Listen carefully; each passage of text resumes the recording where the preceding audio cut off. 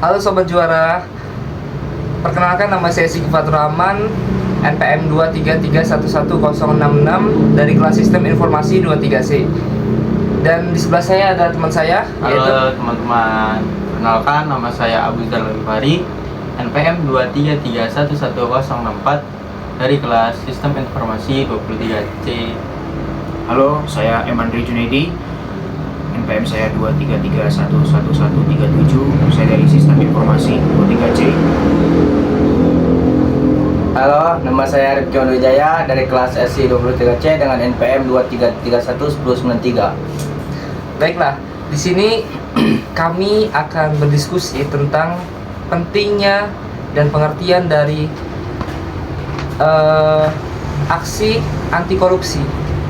Apa pengertian anti korupsi? Apa itu korupsi? Di sini kami akan berdiskusi bersama teman-teman saya tentang anti korupsi dan korupsi itu. Seberapa merugikannya korupsi itu untuk negara ini? Oke, dari pertama yaitu korupsi. Apa itu korupsi? Korupsi menurut saya adalah suatu kegiatan atau tindak pidana yang sifatnya merugikan negara Atau orang lain. bersifat menggelapkan uang, manipulatif kekuasaan, data, segala macam, yang dimana itu sangat-sangat merugikan negara. Yang bisa kita ketahui, negara memberikan dana bantuan atau untuk orang-orang yang kurang mampu, tetapi dana itu dikorupsi atau diambil secara sedikit demi sedikit. Alhasil, masyarakat yang harusnya mendapatkan bantuan itu secara lebih banyak, ketika sampai ke masyarakat, dana bantuan itu hanya beberapa saja. Nah, menurut Saudara Andri, bagaimana menurut Anda tentang korupsi itu? Korupsi itu sangat merugikan negara dan masyarakat ya. Bukan hanya negara tapi juga masyarakat. Kenapa? Karena seharusnya yang masyarakat yang membutuhkan itu dibantu oleh pemerintah, malah dananya diselewengkan oleh pejabat setempat yang tadinya dananya 100% sampai ke tangan rakyat hanya sampai 25% atau 30%. Itu juga akan dibagi lagi ke merata ke seluruh rakyat. Itu sangat kecil sekali ya kalau misalkan bisa dibilang korupsi itu sangat merugikan masyarakat. Untuk korupsi juga nggak hanya sekedar penyelewengan dana, tapi manipulatif data juga termasuk korupsi. Karena itu sangat-sangat merugikan negara karena takutnya apa-apa yang tidak diinginkan negara terjadi pada saat data itu dimanipulasi. Untuk saudara Diva gimana? Kalau saya, untuk orang yang korupsi diberikan hukuman yang setimpal agar orang yang korupsi itu jerah dan tidak melakukan korupsi itu lagi. Dan juga sebisa mungkin kita sebagai warga atau manusia melakukan pergerakan anti korupsi. Menurut saya pribadi, korupsi itu adalah hal yang sangat tidak pantas untuk dilakukan oleh seseorang, karena itu akan merugikan siapa ini, contohnya seperti masyarakat ataupun yang lainnya, itu akan merasa rugi jika dananya dikorupsi. Oleh sebab itu kita harus menjauhkan apa itu korupsi.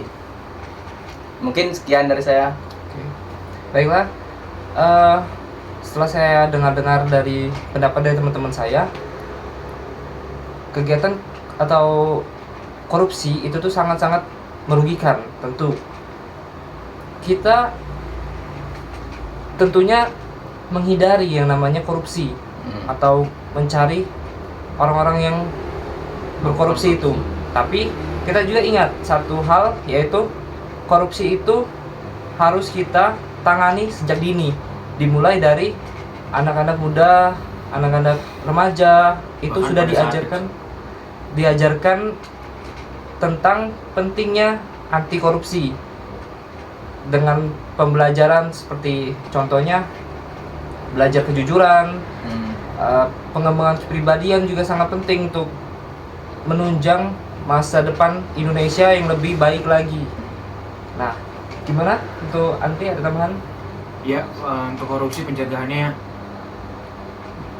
tidak hanya pas remaja saja ya. Pada saat SD TK pun kita harus diajarkan oleh guru atau orang tua kita, atau tidak kesadaran diri sendiri aja untuk jujur, karena jujur itu awal dari segala macam bentuk masalah. Kalau misalnya kita nggak jujur, itu bisa jadi salah satu faktor kita nanti bisa jadi kita korupsi nanti ya di masa yang akan datang. Jadi pas kita kecil pun harus penting juga nanam anti korupsi itu apa. Untuk Saudara Gifar, ada opini yang lain? Oke. Emang benar, korupsi itu sangat-sangat merugikan ya. Ya betul. Jadi Indonesia juga bukan bangsa yang kekurangan orang pintar, tetapi memang kekurangan orang jujur. Banyak orang pintar yang berdasi, yang menjadi pejabat, tetapi ternyata mereka diberikan amanah, tetapi tidak amanah, malah berkorupsi. Itu bisa dibilang kalau untuk di Indonesia ini cukup banyak kasus-kasus korupsi itu. Dan juga itu menjadi tolak ukur Indonesia, bahwasanya Indonesia ini kekurangan krisis orang-orang yang jujur, kekurangan orang-orang yang jujur, bukan kekurangan orang pintar.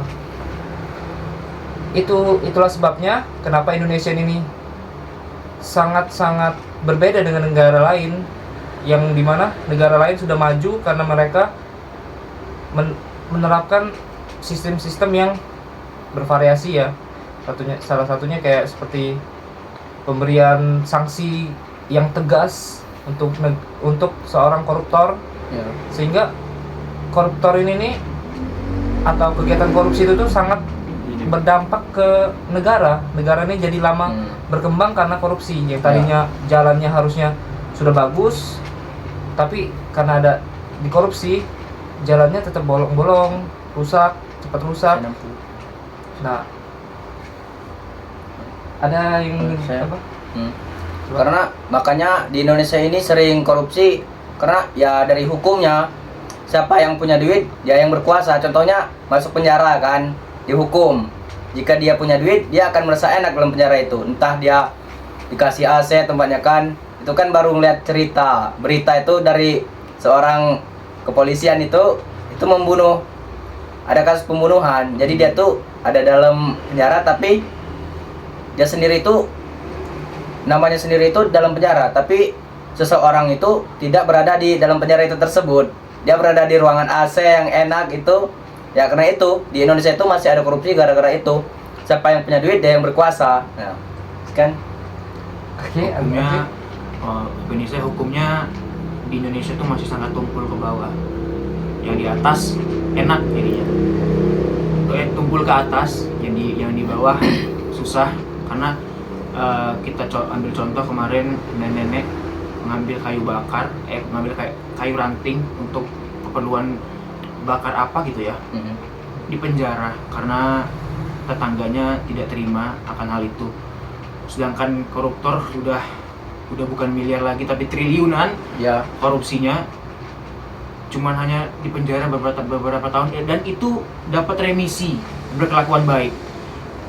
Semua orang ya pada saat sidang ya tidak mungkin berkelakuan buruk, pasti baik. Bahkan yang tadinya orang perempuan yang tidak memakai jilbab pun pas lagi sidang pakai jilbab tiba-tiba. Ya.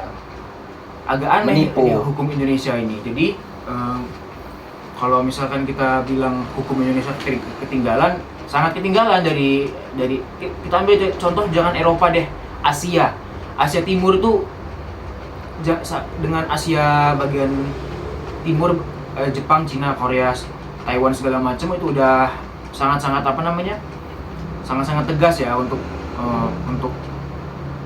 hukum koruptor, karena mereka benar-benar tidak main-main. Ya gitu juga sekarang, makanya negara mereka sudah sangat jauh meninggalkan Indonesia ininya apa namanya, negara majunya. Jadi untuk dibilang Indonesia masih ketinggalan, hukumnya masih sangat ketinggalan. Ya, itu ngebuat Indonesia ini sulit berkembang karena memang korupsi itu tuh membuat pertumbuhan perekonomian kita tuh jadi lambat ya. Karena korupsi itu tuh bukan di banyak sektor ya, bukan hanya dalam satu bidang saja, bahkan di pertanian, di kelautan juga Bahkan banyak sekali. Bahkan di agama pun di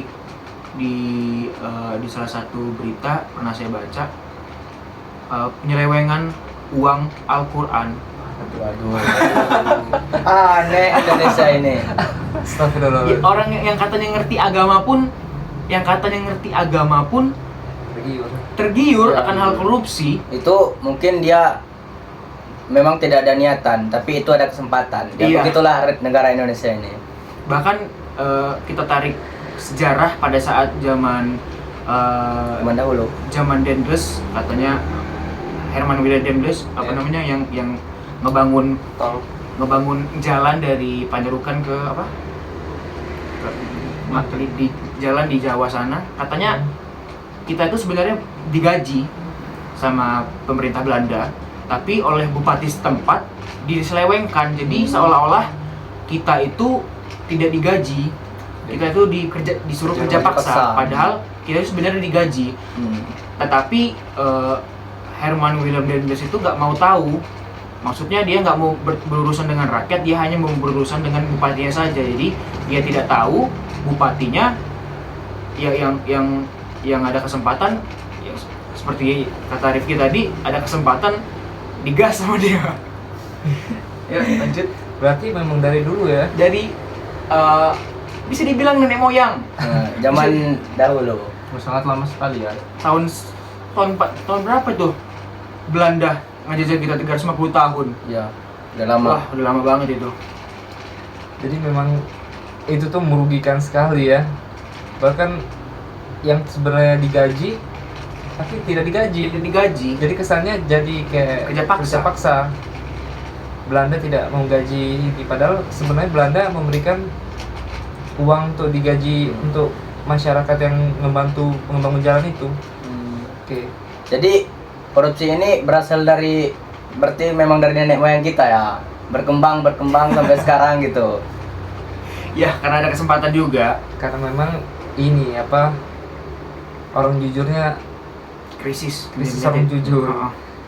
Ya memang kedepannya memang inginnya itu tuh Indonesia ini lebih banyak lagi orang jujur, orang pintar juga, sehingga Indonesia ini cepat berkembang, cepat menjadi negara yang maju, bukan berkembang lagi seperti negara-negara Asia Timur.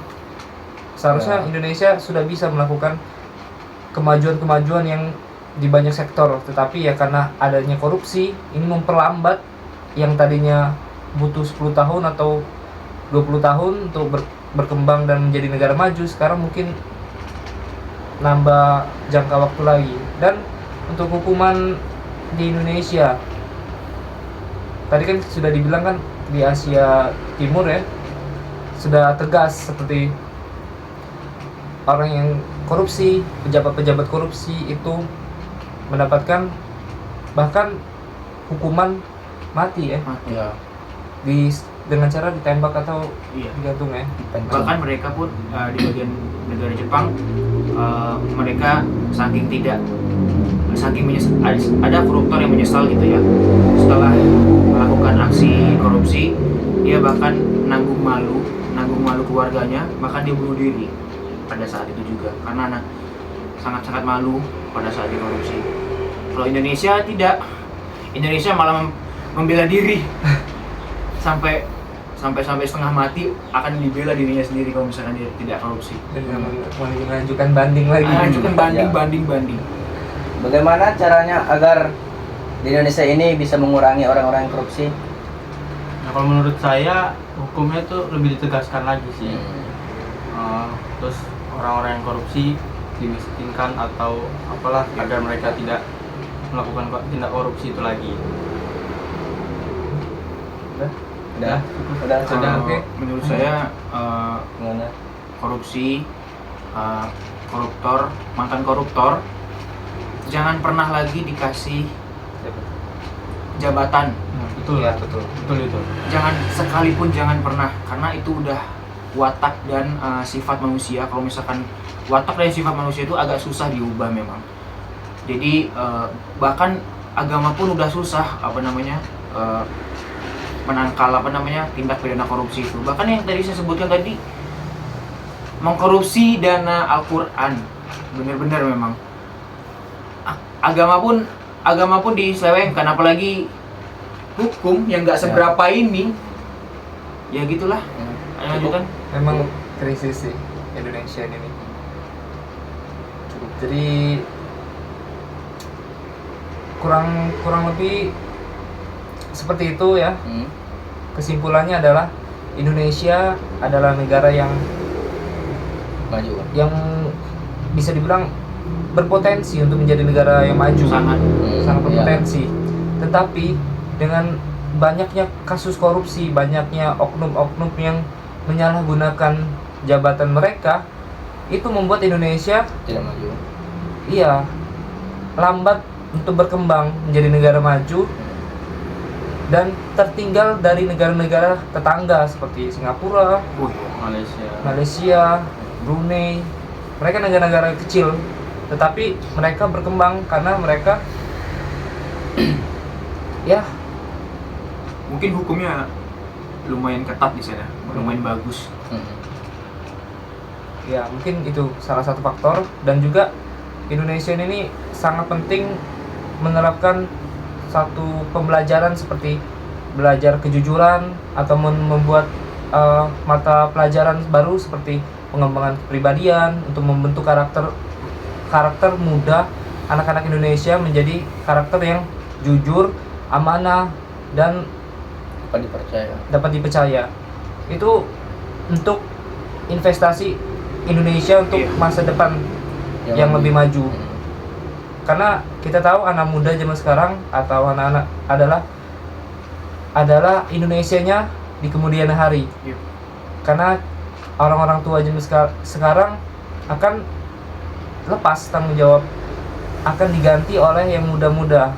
Dan gimana caranya anak muda zaman sekarang ini mengerti pentingnya suatu atau bahayanya dari korupsi dan pentingnya amanah, menjadi amanah dan jujur untuk kemajuan Indonesia. Dan memang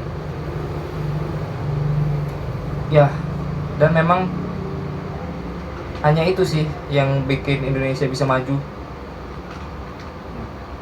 Oke. Ada tambahan teman-teman? Saran atau seperti apa harusnya Indonesia? Udah sih tadi. Sudah semua? Cukup? Sarannya ini, Indonesia ini harus memberikan hukum yang pantas untuk seorang yang korupsi agar tidak ada lagi yang ingin korupsi di Indonesia ini. Ya begitulah, mungkin hukumnya harus ditegakkan yang lebih kuat gitu, hukum Lebih tegas gitu ya. Oke. Ya. Sekian mungkin itu diskusi kami tentang anti korupsi. Korupsi itu seperti apa dan cara dampaknya, hukuman atau bagaimana Indonesia menanggapi korupsi ini, dan gimana cara atau metode-metode yang kita sarankan untuk Indonesia menjadi maju, untuk Indonesia menjadi lebih baik lagi. Oke. Sekian dari diskusi kami. Saya Sigi Fatur Rahman, teman saya Gifar, Alfa, dan Andri, Rifki mengucapkan Terima kasih. Terima kasih. Wassalamualaikum Wassalamualaikum warahmatullahi warahmatullahi wabarakatuh. wabarakatuh. Dadah.